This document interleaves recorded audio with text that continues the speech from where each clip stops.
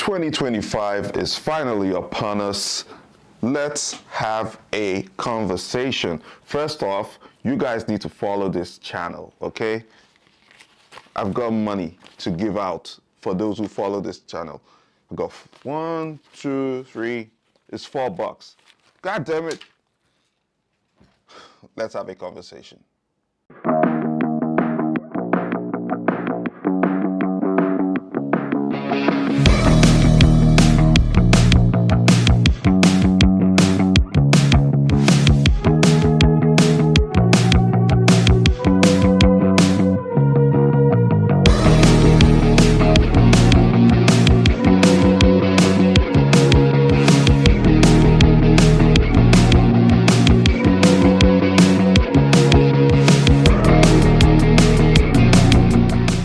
Well, hello there, my beautiful people. I'm back with all my shenanigans for 2025.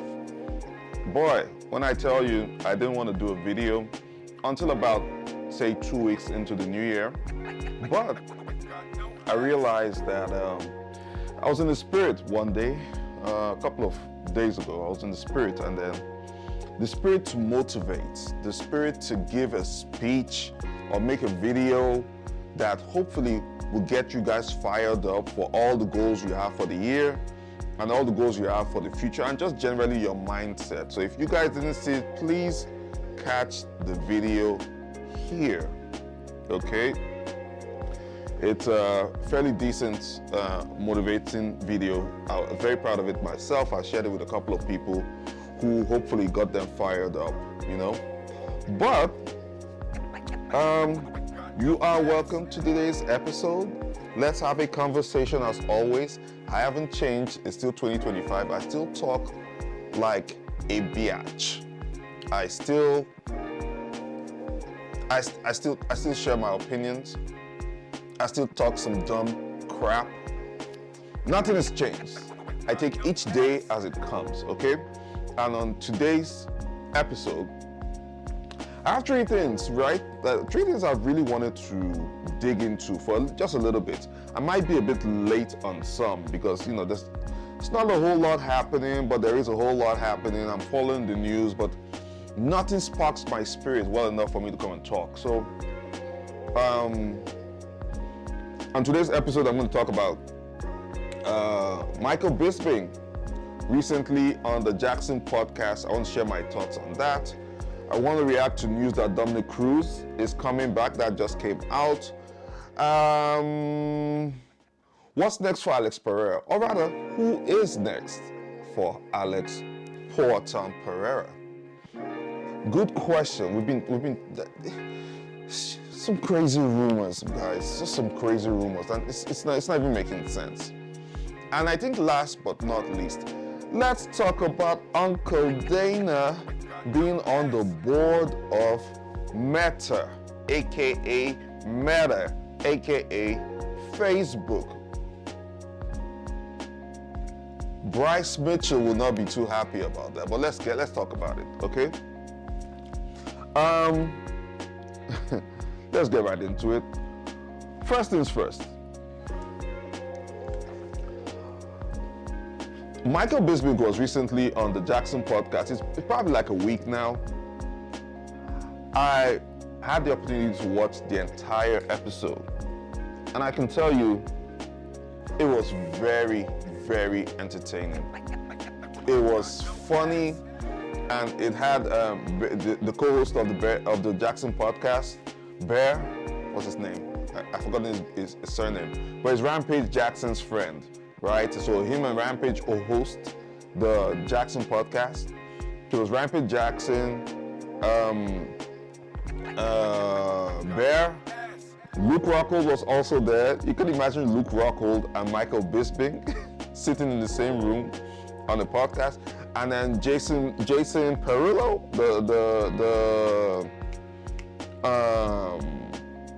the coach, Jason Perillo, him. If you guys don't know him, listen, this is a casual channel. I don't expect you guys to know him, right? But he's a very well-known coach in the MMA combat sports space.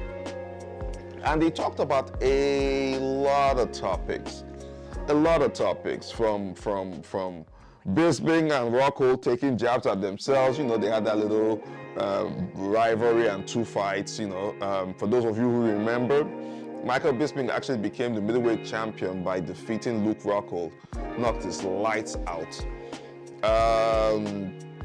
What else did they talk about? They talked about a lot of things. Growing up, I believe they talked about that as well. But that's not what my real focus is going to be. My focus in that conversation, that whole episode, I found it extremely fascinating when Michael Bisping was telling the story about how he lost one of his eyes, I think it was the right eye, to, you know, Vitor Belfort, who at the time was juiced to the bone. You know, that's when this was pre-USADA. You know, these guys used to go in there and you know, juice themselves up before they go for the fights. You know, and Vitor Belfort kicked Michael Bisping in the head and had one of his retinas, the retina on the right eye, detached. You know, so he had to go through surgery and all that, but he eventually lost the eye. So what Michael Bisping has, if you don't know, some of you already know this, well, Michael Bisping has a prosthetic right eye. It's on many occasions, he's popped out that eye for everyone to see, right? But what fascinated me and even gives us better insight into the mindset of Michael Bisping was that Michael Bisping, come to find out, he retired against his will. So at the time Michael Bisping retired after the Kevin Gastelum fight in China, Bisping was forced to retire because he was almost losing the second eye. Guys, I don't think you guys quite understand. For a long time, Michael Bisping fought in the UFC with one eye. He became the UFC middleweight champion with one eye. Defended the belt with one eye. And even when he lost the belt, he lost it with one eye. Can you imagine how fantastic it would have been if Bisping had both eyes and was still able to compete? And then he was telling the story of how he had to come up with creative tricks with his coaches on how to, you know, bypass the athletic commissions just so he could fight. When I tell you Bisping is a rock star legend, that is exactly what I am talking about. My goodness. I looked at that story and I'm like, I personally, I could never have done it. I could never have done it to the point, to that extent, apart from the fact that, you know, I'm a lazy fucker. I just don't see myself putting my health at such a high risk, especially my sight, bro. Listen, if there are 2 things I never want to lose, the ability to see and the ability to use my little boy down there. Those 2 things, listen, if you threaten me to release government secrets, right? You don't need to go too far, you know? There's no, you know, all those movie scenes where it's like, hey, tell us where the plutonium is, and fuck you. No, that's not me.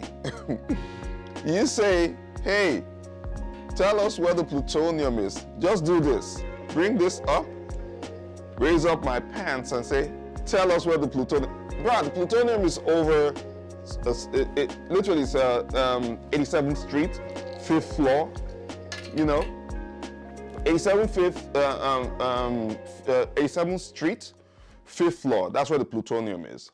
Please make sure when you're going through the door, there are 5 people with guns, and I'm gonna spill everything. If you tell me you want to cut out my eyes or cut out my Johnson, then we will have a problem, and I will definitely start speaking.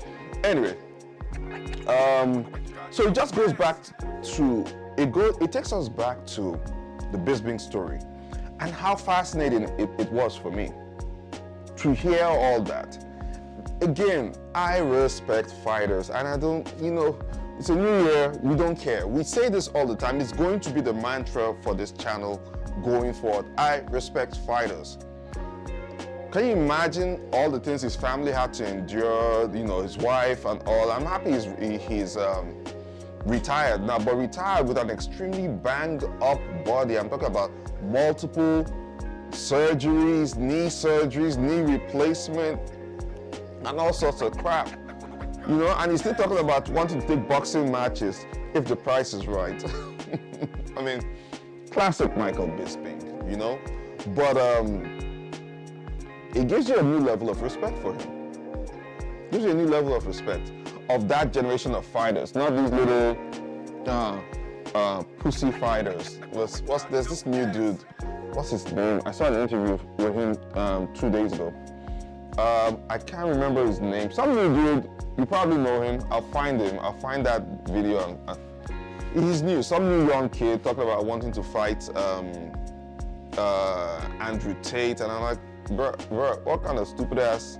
And the reason he gave us stupid. And I'm like, yeah, bro, will you focus on the UFC? Andrew Tate is not a fighter. Like, fuck that. Focus on fighting in the UFC and get your brand to where it should be, where we know you, and also get your priorities straight, bro. Right? You're still young in the UFC. You are a prospect. You have your chance to fight everybody. Okay? Sorry, I digress. Back to Bisping. Capping up this segment with Michael Bisping. Dear Michael Bisping, if you are watching this, I want to tell you that we appreciate you. I want to tell you that you gave us glorious moments. You were on the giving end, right, of these glorious moments, and you were also on the receiving end of these glorious moments. And let's not even talk about your trash talking. When you talk about one of the top 5 trash talkers in UFC history, Michael Bisping is on that list. So I in no particular order, Michael is on that list.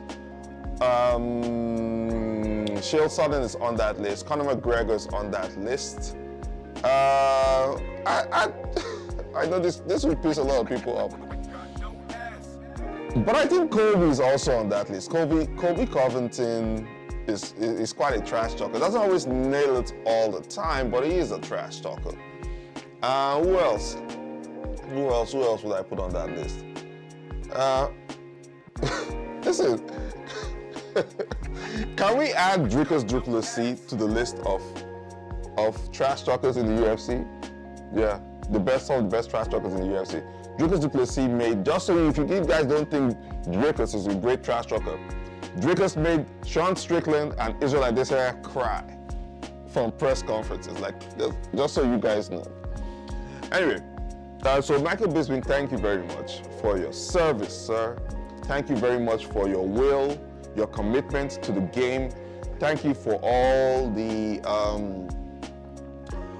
knowledge you still impact and you still have on the game today, whether it's as an announcer or as a fight analyst on your own podcast with the interviews, whatever it is you're doing.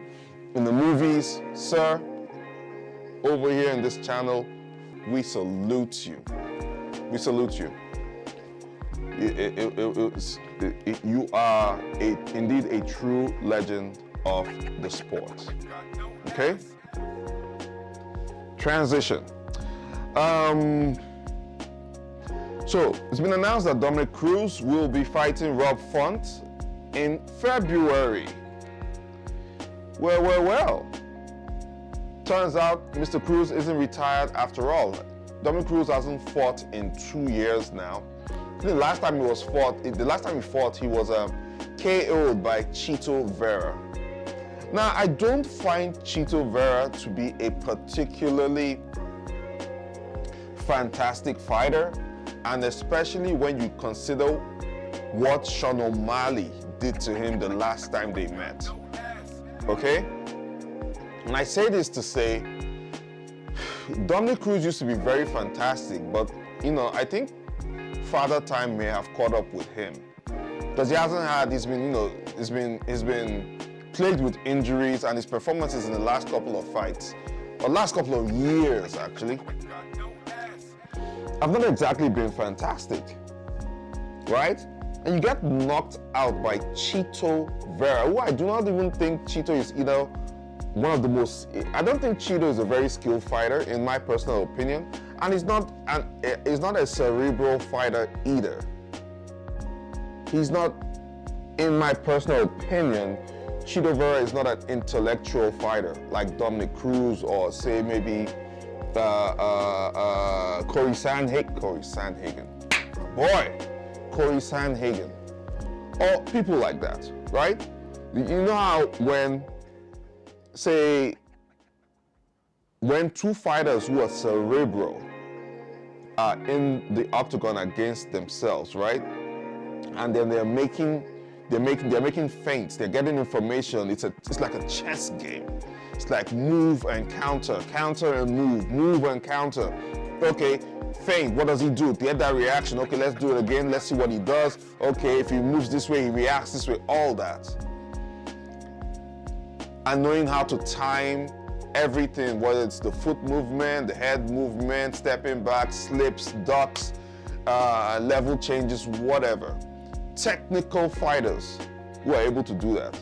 I think Corey Sandhagen is one of the most technical fighters in the game. I don't particularly, and Dominick Cruz, in his prime, was one of those fighters.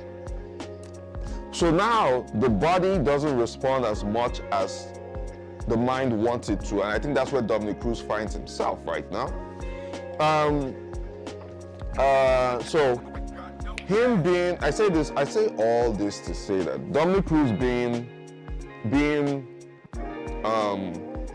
destroyed by Chito Vera I think that should be your cue to like literally retire.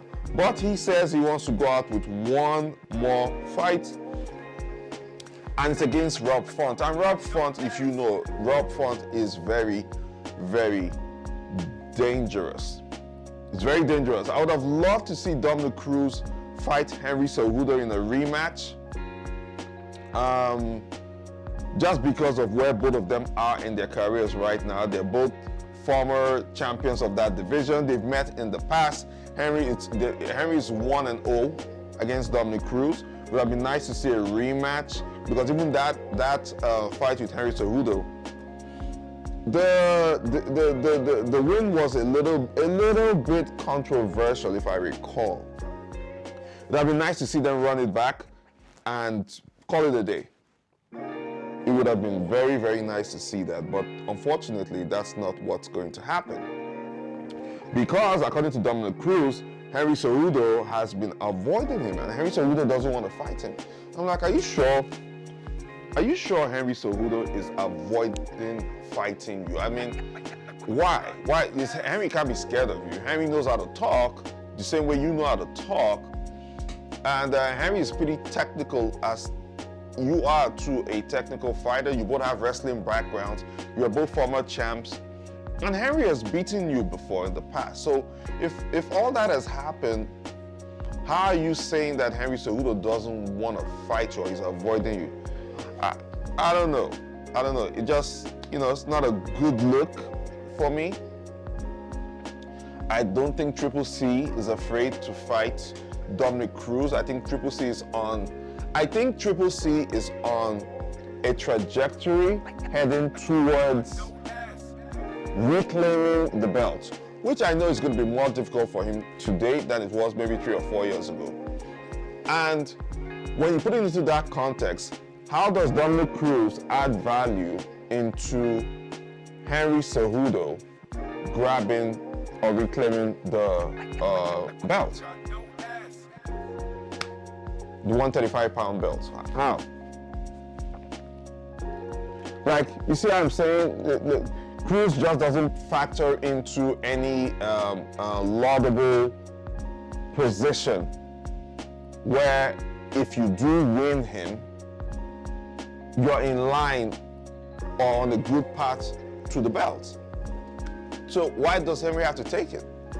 I mean, the only reason I would say, again, is for all the previous reasons I had mentioned earlier, which is that, you know, it would be nice to see them run it back based on, you know, the results of their first fight.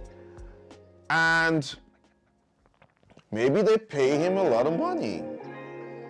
Pay Henry Cejudo a lot of money, and who knows, that fight could have happened. But for Dominick Cruz to come out and say Henry Cejudo is afraid to fight him, yeah, I don't know. I don't know if I'm quite on board with that narrative. Does that make sense? I don't know. We're gonna wait till February. I think it's February 22nd. That fight is happening. It's gonna be the co-main event on that day. We will see. Henry Cejudo is also on that card.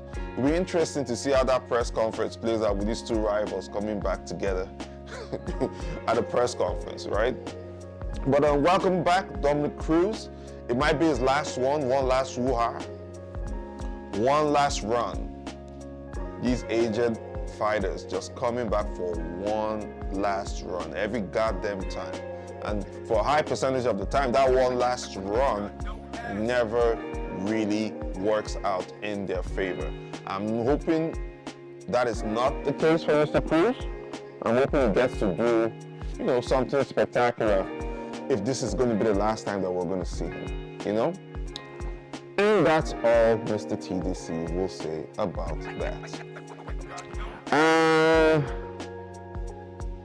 Guys, I've been hearing this rumor about Alex Pereira and who's going to fight. I'm getting tired of waiting on this shit. Who's Alex fighting? We heard it was Ankalaev. Then we heard it was Khamzat Chimaev. We're excited for either fights, by the way. Then out of the woodworks, this damn rumor comes out saying Alex Pereira may fight Alexander Volkov. I'm like, what? Alexander Volkov, who literally just lost at heavyweight after a 4 or 5 fight win streak. Why is Poatan going there? Is Poatan moving up to 200 and above? Like, what is this? Is he moving up to heavyweight? It's a rumor, by the way, so I don't know. I don't get it. I don't know what the basis for that rumor will be. I don't even know if it makes any, it makes no sense, really. Which is why I'm not exactly sure about it, you know? But rumors aside, can we get the announcement for a Pereira fight already? Like, what the hell? This is 2025, bro.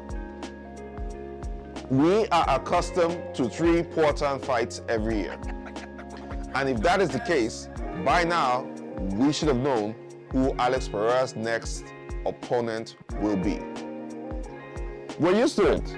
We see Poatan fight a minimum 3 times a year. And I don't want this shit to be some fight where he's coming there based on, you know, short notice. No. Let's know who Alex Pereira is fighting next. We want to see it. That is legit the biggest star in the UFC today. Active fighter. Alex Pereira is the biggest active fighter. Is the hottest active fighter in the UFC today. That makes sense? Yes. Yes. Alex Pereira is the hottest active fighter in the UFC today. He's a celebrity.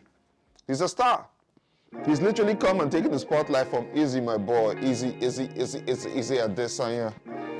Oh boy, I feel this one, boy. But you had your time. You had a 5 good year run, bro.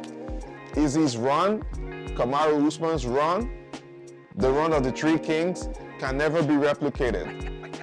So that history has been made, and we all appreciate you. But you know, Alex just came and just completely did something that, man, out of nowhere, just came and just blazed his way through the UFC, blazed his way into the fight game.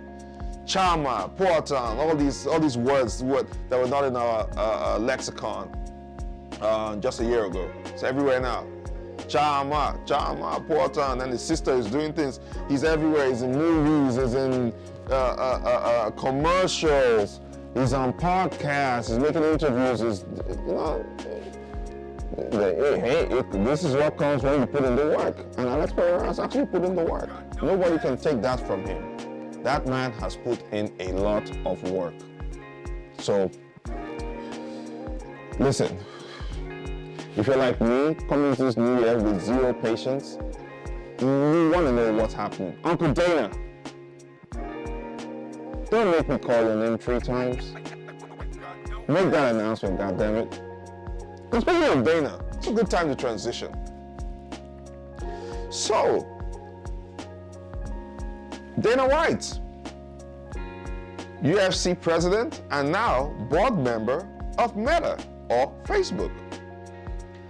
Now, as I said earlier, there are a lot of people that have mixed feelings about this, right? It depends on what side of the aisle you're on. And when I mean aisle, I mean are you on the red aisle or the blue aisle? You know, you guys, and you guys in the US and your political affiliations. It is so crazy to me how deeply entrenched your emotions are in politics when literally politicians are not fighting themselves. They're just there on the stage and it's the rest of you in the crowd who are fighting yourselves, right?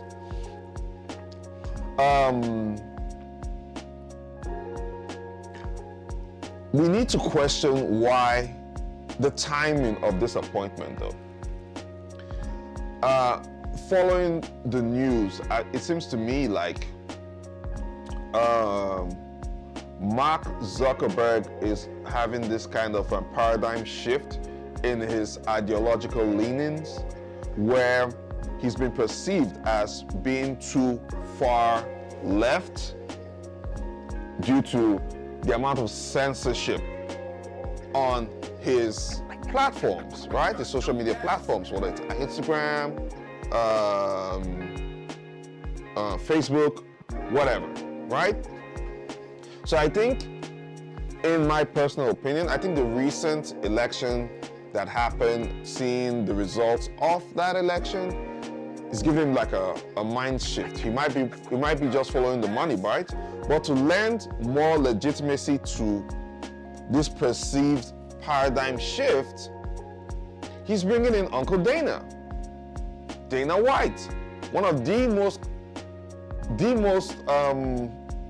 vocal and based, not only CEO, but one of the most vocal and based people in the US.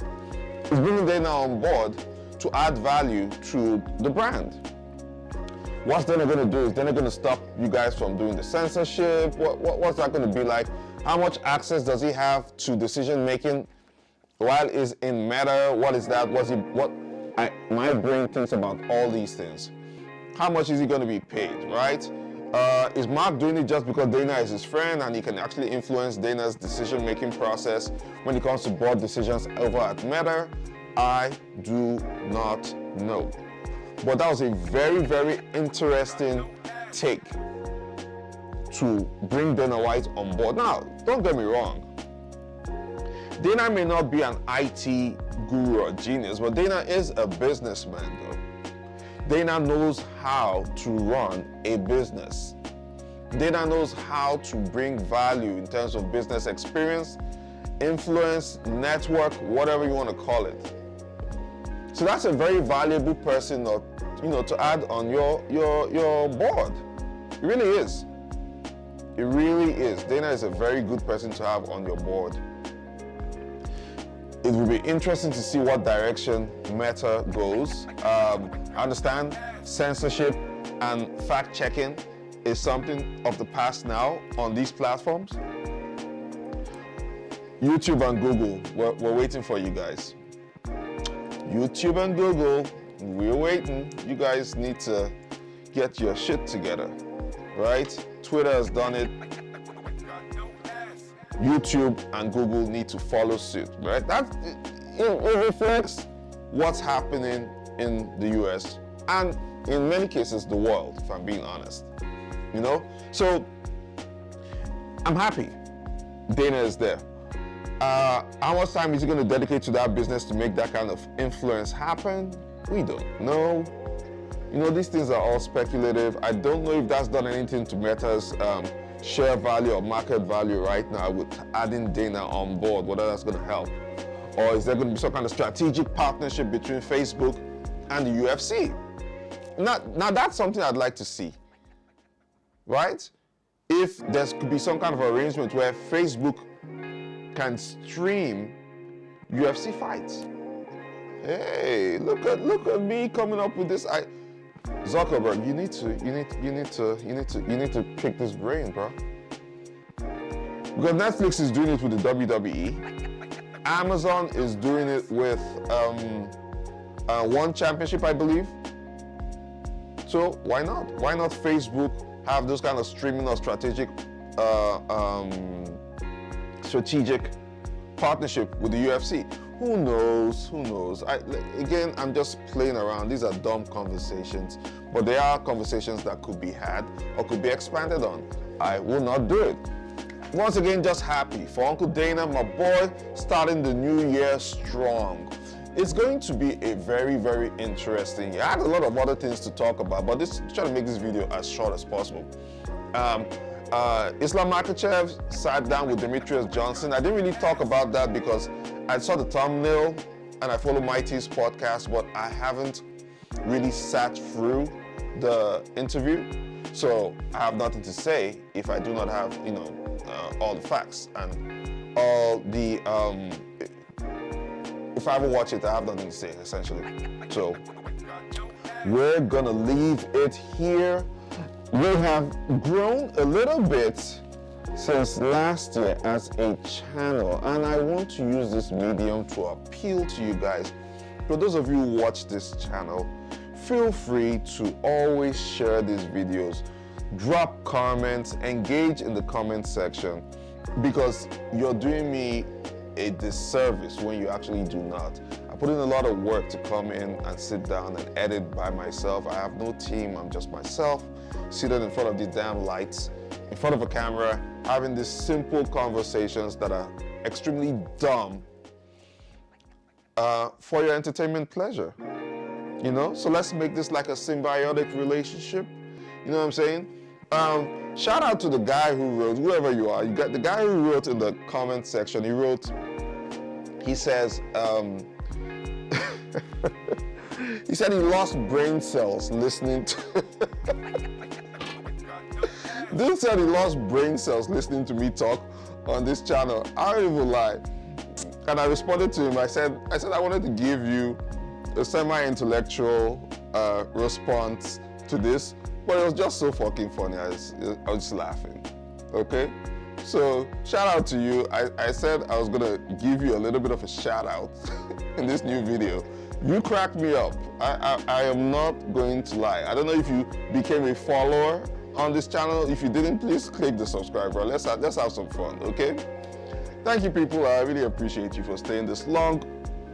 I will see you guys on the next video. I'm trying to do a lot of live streaming this time. I told you guys last year, just coming off the new year, that I want to do a lot more live streaming, because I think I may find time to do the live streams where I can talk about certain aspects, certain topics without necessarily doing a lot of editing, because this editing sucks ass. But hey, I have to do it because I love you guys, okay? Like, share, subscribe, hit the notification button, and engage in the comment sections. I'll see you guys on the next video. Mr. TDC is out. Peace.